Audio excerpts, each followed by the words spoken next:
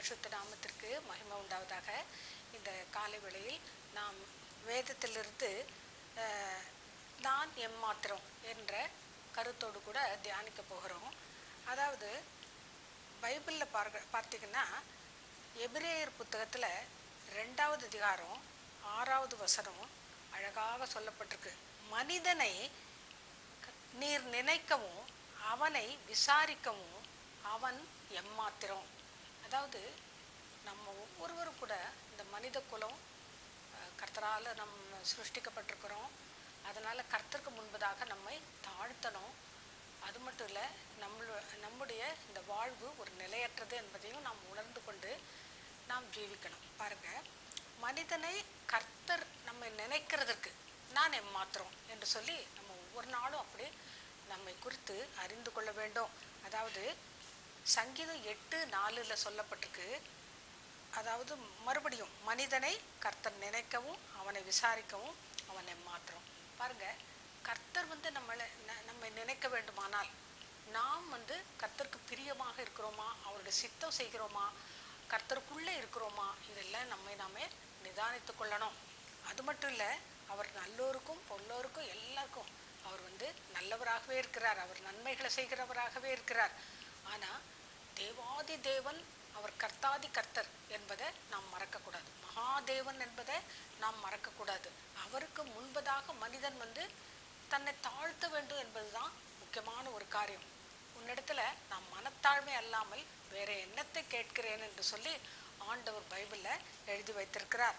அது மட்டும் இல்லை, சங்கீதம் 144 3வது வசனம் 4வது வசனம் அதுலேயும் நம்ம வாசித்தோமானால் அழகாக சொல்லப்பட்டிருக்கு. கர்த்தர் மனிதனை கவனிக்கவும் அவனை எண்ணுவதற்கும் அவன் எம்மாத்திரம். பாருங்க, கர்த்தர் அனுதினமும் நம்மளை ரொம்ப கவனிக்கிறதுக்கும் நம்ம செய்கிற ஒவ்வொரு காரியத்தையும் இது பண்ணுறதும் நம்ம எண்ணுவதற்கும் நாம் எம்மாத்திரம். ஏன் இதை நம்ம இப்படி சொல்லுகிறோம் என்றால், பைபிளில் ஏன் இப்படி சொல்லப்பட்டிருக்கு பாருங்க. மனுஷனோட வாழ்க்கை ஒரு புகையை போலது, அல்லது அது ஒரு நிழலை போலது.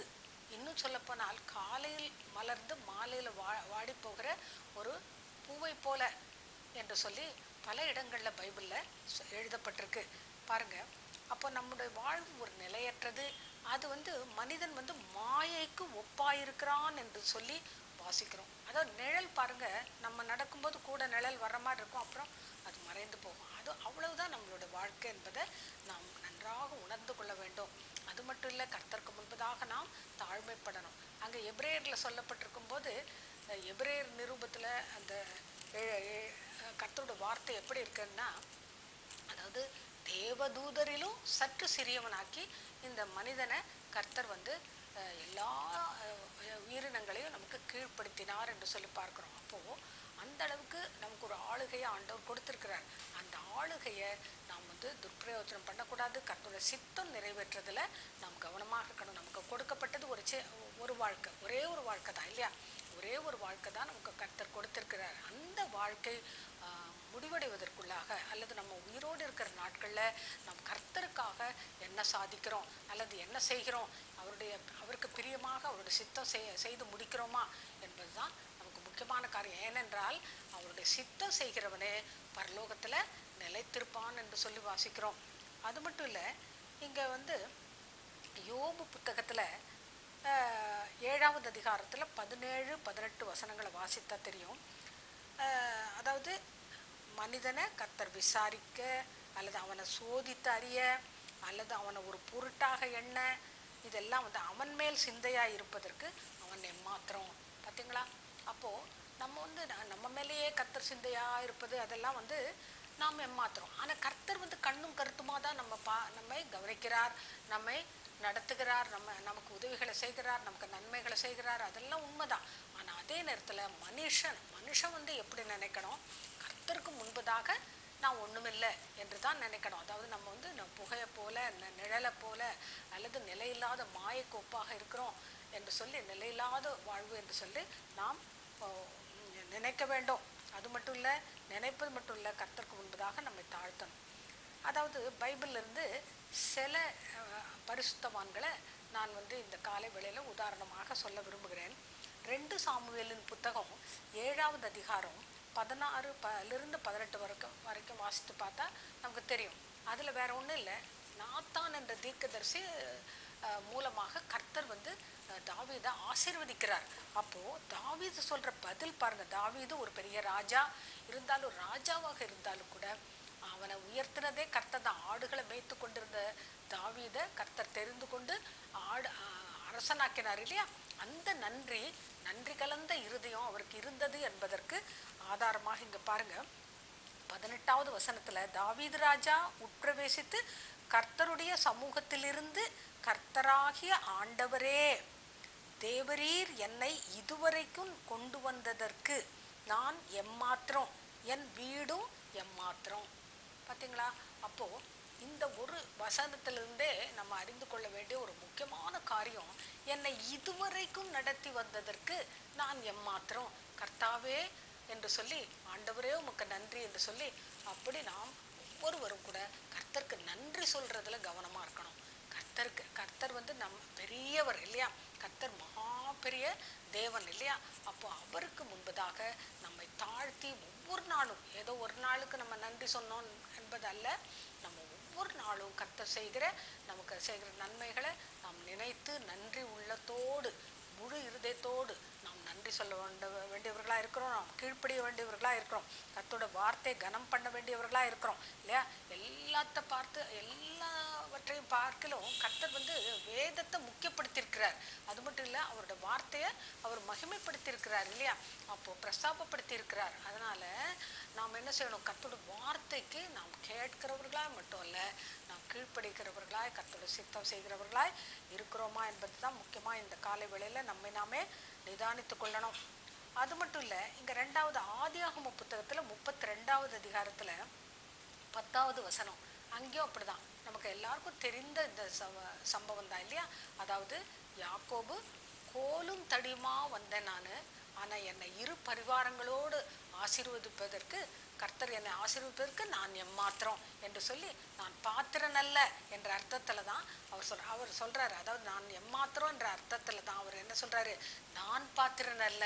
பாருங்க, நான் பாத்திரன் அல்ல, நான் பாத்திரன் அல்லாதவனுக்கு தான் நீங்கள் கர்த்தர் என்ன செய்திருக்கீங்க, எனக்கு இவ்வளவு ஆசீர்வாதங்களை கொடுத்திருக்கிறீரே என்று சொல்லி ஆச்சரியத்தோடு, நல்ல நன்றி உள்ள இருதயத்தோடு கூட கர்த்தரை நோக்கி அவர் நன்றி சொல்கிறத பார்க்குறோம். அப்போது அறிக்கை எடுக்கிறத பார்க்குறோம். அப்போ அந்த யாக்கோபுடைய அந்த அறிக்கை அது நமக்கும் அது ரொம்ப பிரயோஜனமாக இருக்குது. நமக்கு வந்து கர்த்தர் செய்கிற நன்மைகளை அந்த நேரம் சந்தோஷமாக ஹல்லேலூயா என்று சொல்லுவோம் இல்லையா?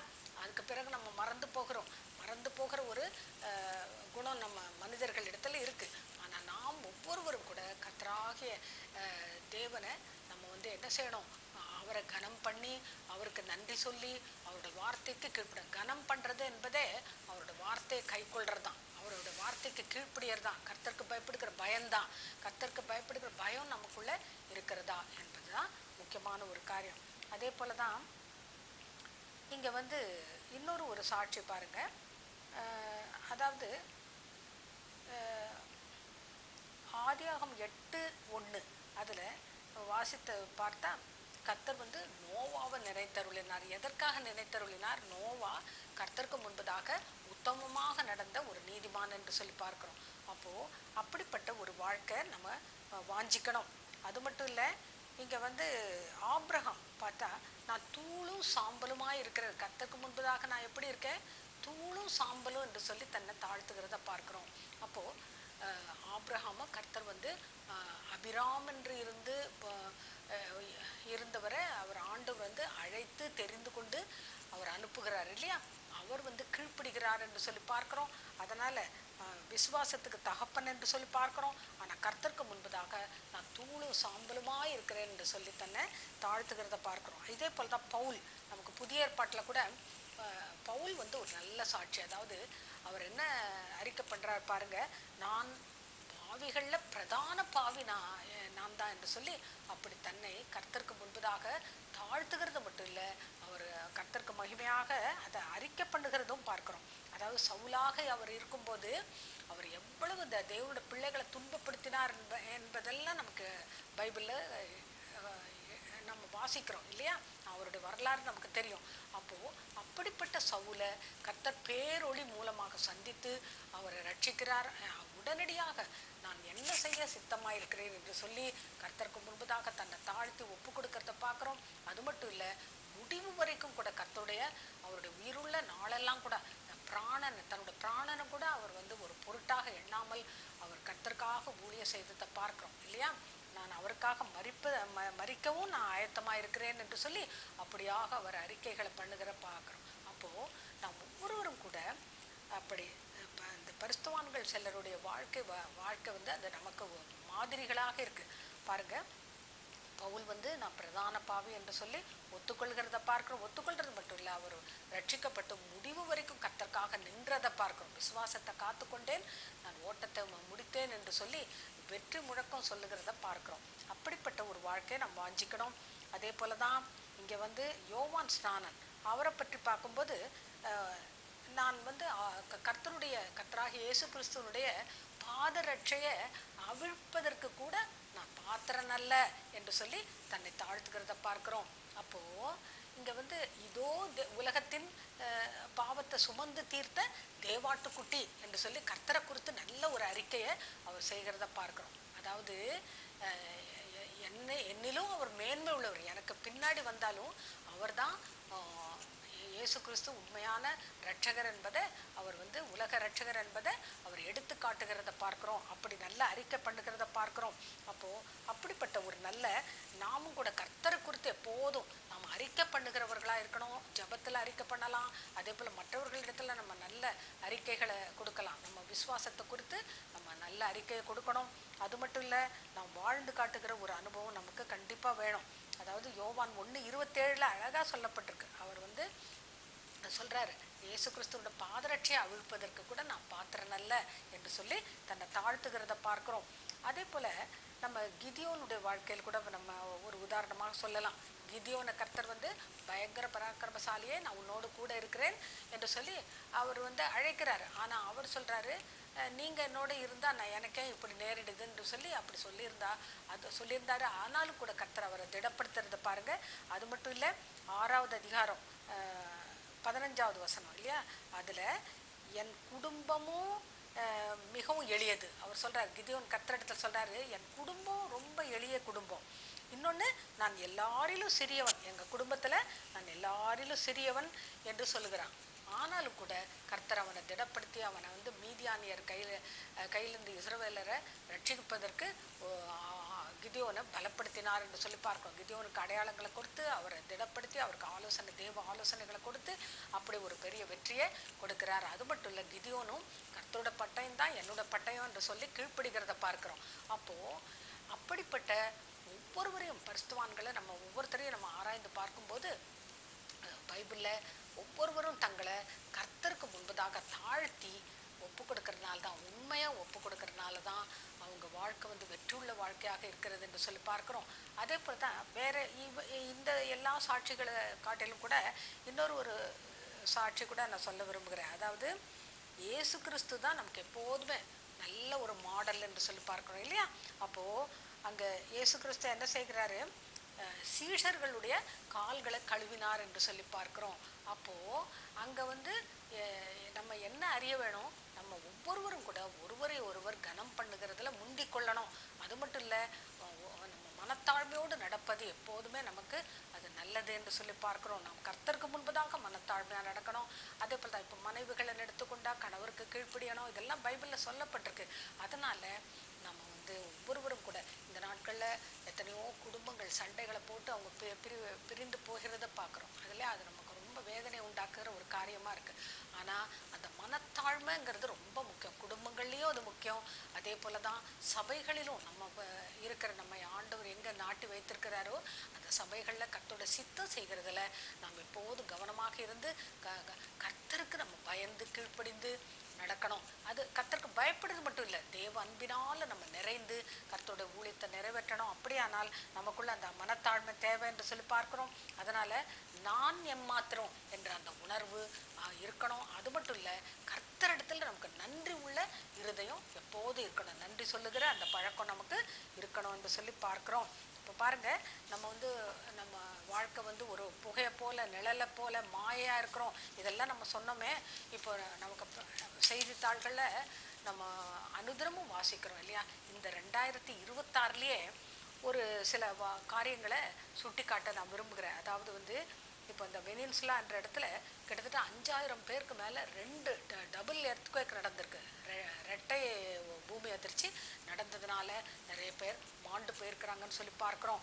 இதே போல தான் அந்த பிலிப்பைன்ஸில் ஒரு எரிமலை, அது வந்து 3 மாதமாக 6 கிலோமீட்டர் ரேடியஸில் எரிந்து கொண்டே இருக்குதான். பூமியிலேருந்து அந்த அக்னி குழம்பு அது வந்து கொண்டே இருக்கிறது சொல்லி பார்க்குறோம். நாகும் புத்தகத்தில் அந்த தீர்க்கதரிசி அழகாக எழுதி வைத்திருக்கிறார். முதல் அதிகாரம் 6வது வசனத்தில் அந்த மாதிரி இருக்குது. கர்த்தரோட கோபம் மூழும்போது தான் அது பூமியிலேருந்து அந்த அக்னி குழம்பு அது வெளியில் வரும்னு சொல்லி எழுதியிருக்கிறார் இல்லையா? அப்போது இந்த மாதிரி காரியங்களை நம்ம பைபிளில் வாசிக்கிறது மட்டும் இல்லை, நம்ம மனதில் எப்போதும் வைத்துக்கொள்ளணும். அதாவது நம்ம வந்து கர்த்தருக்கு முன்பதாக நான் எம்மாத்திரம் என்று சொல்லி நம்மை தாழ்த்தி நம்ம தேவசித்தம் செய்வோமானால் நாம் வந்து எடுத்துக்கொள்ளப்படுவோம்.